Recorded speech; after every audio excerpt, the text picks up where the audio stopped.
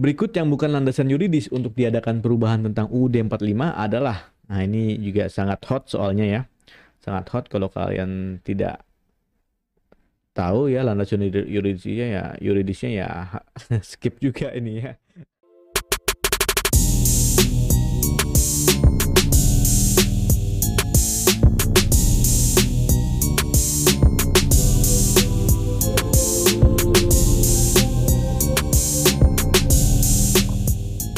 Halo Jones, apa kabar?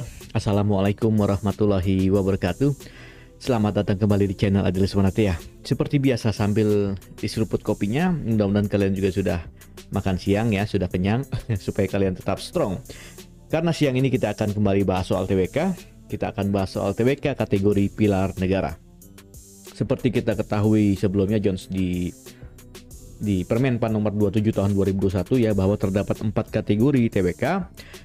Pertama, bela negara, kita sudah bahas ini di video sebelumnya. Yang kedua adalah pilar negara yang akan kita bahas pada kesempatan kali ini. Kemudian nasionalisme dan integritas yang akan kita bahas insya Allah di esok hari ya. Oke, pilar negara di sini dituliskan dengan tujuan mampu membentuk karakter positif melalui pemahaman dan pengamalan nilai-nilai dalam Pancasila, Undang-Undang Dasar Negara Republik Indonesia tahun 1945, Negara Kesatuan Republik Indonesia, dan Bhinneka Tunggal Ika. Inilah 4 pilar yang harus kita kuasai karena nanti soal-soal ini akan berkaitan dengan 4 pilar tersebut ya, tentang Undang-Undang Dasar atau tentang Pancasila atau tentang Bhinneka Tunggal Ika atau tentang NKRI. Selanjutnya Jones, apa nih tips dan trik untuk bisa menjawab dengan cepat dan akurat? Satu-satunya cara untuk mendapatkan jawaban tepat dengan cepat ya adalah dengan cara mengimprove wawasan kebangsaan kalian. Ya, kalau misalkan kita punya wawasan kebangsaan cuma ya segini ya memang berat ya.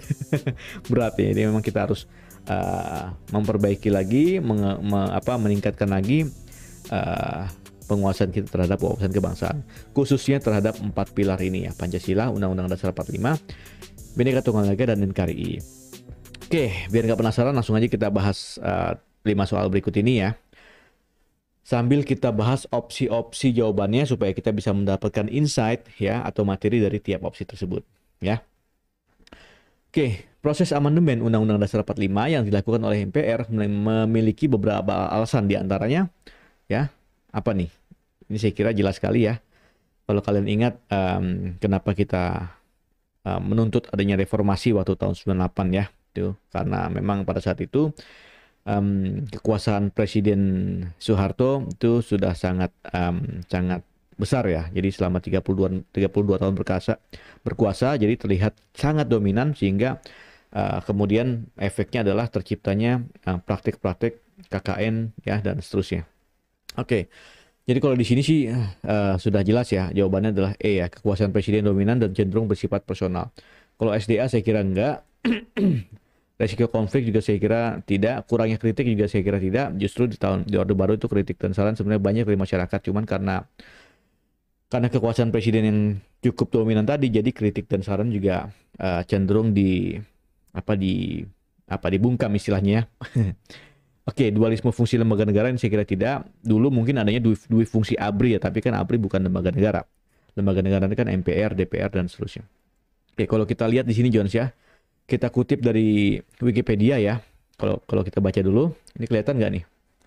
Kelihatan ya, tapi nggak kebaca. Oke, kita zoom.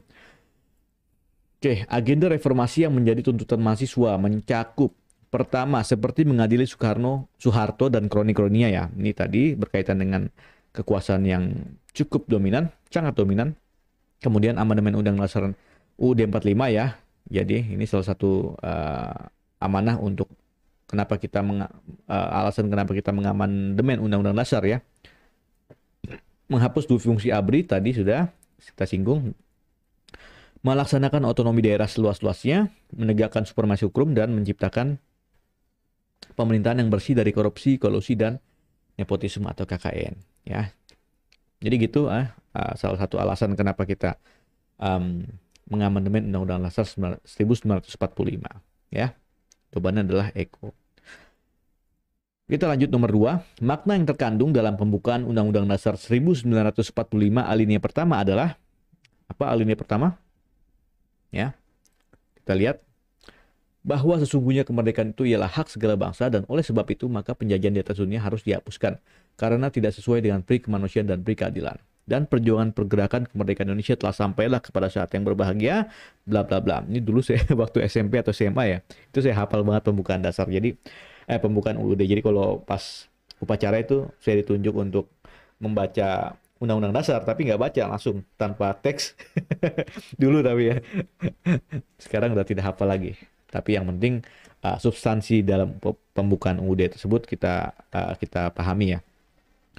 Oke, makna yang terkandung kalau dari redaksi yang ada di alinea pertama ini sepertinya sudah cukup jelas bahwa maknanya adalah motivasi terhadap kemerdekaan. Apa motivasinya sih? Ya ini tadi supaya penjajahan dihapuskan ya karena tidak sesuai dengan peri kemanusiaan dan peri keadilan. Gitu kira-kira. Jadi jawabannya adalah Charlie.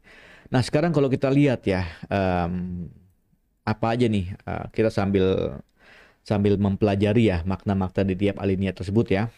Kita coba saya ambil dari kompas.com ya. Alinea pertama ya mengungkapkan dalil objektif bahwa penjajahan tidak sesuai dengan peri keadilan dan kemanusiaan tadi sudah. Mengungkapkan pernyataan subjektif yaitu aspirasi bangsa Indonesia untuk membebaskan diri dari penjajah.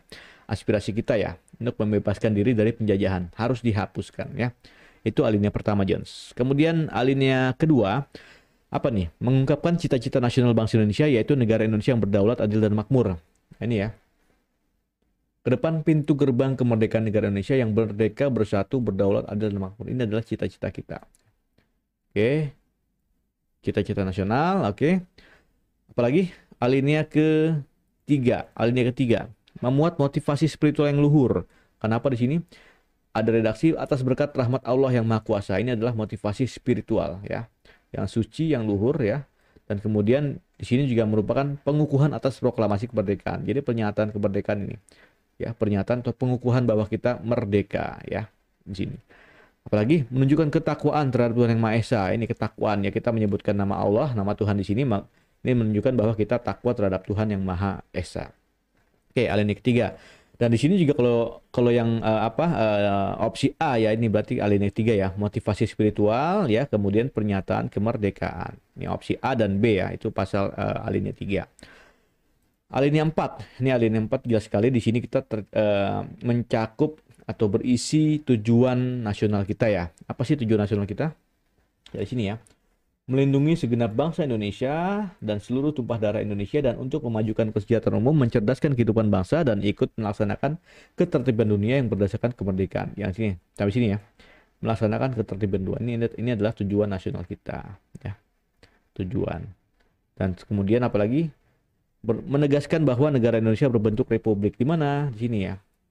Maka disusunlah kemerdekaan Indonesia yang terbentuk dalam susunan negara Republik ya Indonesia yang berkedaulatan rakyat dengan berdasarkan kepada. Nah, ini adalah falsafah Pancasila nih. Ketuhanan yang Maha Esa, kemanusiaan yang adil dan beradab, persatuan Indonesia dan seterusnya ya. Ini mohon maaf kepotong. Ini adalah falsafah Pancasila. Jadi kalau yang D sama E ini mengacu ke alinea keempat ya. Jadi untuk yang alinea pertama jawabannya adalah Charlie. Motivasi terhadap kemerdekaan. Oke. Kita lanjut ke nomor 3 ya. Secara konstitusional negara Indonesia dalam UUD 45 pasal 1 ayat 3 menyatakan tentang. Nah, yang mana nih?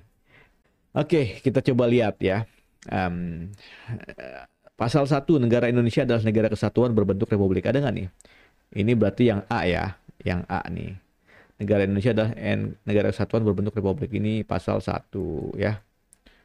Apalagi berada di tangan rakyat dan dilaksanakan menurut UUD. Ini nomor opsi B nih. Kedaulatan berada di tangan rakyat dan dijalankan berdasarkan undang-undang. Ya. Kalau di sini sih menurut undang-undang dasar ya. Ya mungkin bisa berdasarkan undang-undang tapi menurut undang-undang dasar ya. Ya mungkin secara substansi sama, ini mengacunya ke ke ayat 2 ya. Oke, kemudian negara Indonesia adalah negara hukum. Ini ya berapa? Ayat 3 ya. Ayat 3 berarti jawabannya adalah Charlie.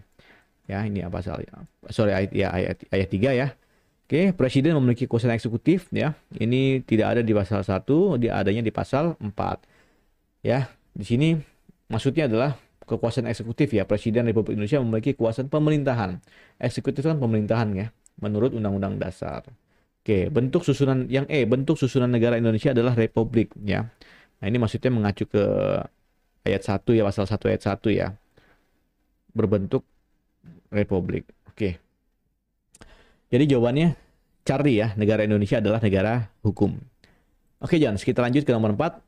Sistem pemerintahan sesuai dengan teori John Locke diterapkan di Indonesia dengan pembagian kekuasaan menjadi, ini saya kira clear ya, kita pasti sudah tahu semua bahwa kita punya 3 kekuasaan, yaitu legislatif, eksekutif, dan yudikatif. Legislatif ini siapa? Ini adalah yang membuat dan menetapkan undang-undang, yaitu DPR atau ya DPR MPR lah ya, perwakilan rakyat, itu legislatif. Kemudian eksekutif adalah lembaga yang menjalankan undang-undang tersebut. Siapa? Yaitu presiden dan jajarannya ya, pemerintah ya. Ya, yudikatif lembaga peradilan seperti MA, MK, dan seterusnya ya. Jadi punya 3 kekuasaan. Jawabannya adalah A. Oke, ini B, C, D, E tidak usah kita bahas. Kita coba lihat lagi apa sih teori John Locke ya. Di sini kalau kita kutip dari bukunya Ismail Sunni ya, tentang pembagian kekuasaan negara tahun 62. Jadi kekuasaan negara menjadi 3, yaitu legislatif, eksekutif, dan federatif. Berikut yang bukan landasan yuridis untuk diadakan perubahan tentang UUD 45 adalah, nah ini juga sangat hot soalnya ya. Sangat hot kalau kalian tidak tahu ya landasan yuridisnya ya skip juga ini ya. Oke, kita coba bahas lagi ya. Pasal 3 apa nih? Pasal 3 UUD 45 ya, MPR berwenang mengubah dan menetapkan UUD ya. Berarti ini clear. Pasal 3 itu adalah landasan yuridis. Pasal 37 apa nih? Juga sama ya. Usul perubahan pasal-pasal UUD dapat diagendakan dalam sidang MPR apabila dan seterusnya ya. Ini saya kira bisa juga. TAP MPR nomor 9 tahun 99. Nah, ini apa nih? Tentang penugasan badan pekerja untuk melanjutkan perubahan UUD. Ini juga ya, betul. Kemudian TAP MPR nomor 9 tahun 2000 tentang penugasan lagi ya, tentang Badan Pekerja Majelis Permusyawaratan Rakyat ya, untuk mempersiapkan rancangan perubahan UUD 45. Ini juga betul, berarti kan yang salah E ya, yang salah E. E itu apa sih? Tentang agraria dan pengelolaan SDM, jadi tidak relevan. Jawabannya adalah Eko. Oke, John, saya kira itu yang bisa kita bahas hari ini. Mudah-mudahan bermanfaat untuk kalian semua ya. Jadi, untuk kalian yang belum subscribe ya, silahkan subscribe channel ini supaya channel ini terus berkembang dan saya tetap semangat untuk terus memberikan tips dan trik lainnya kepada kalian. Untuk John semua yang masih mau ujian nanti minggu depan ya, selamat ujian nanti ya, selamat ikut SKD.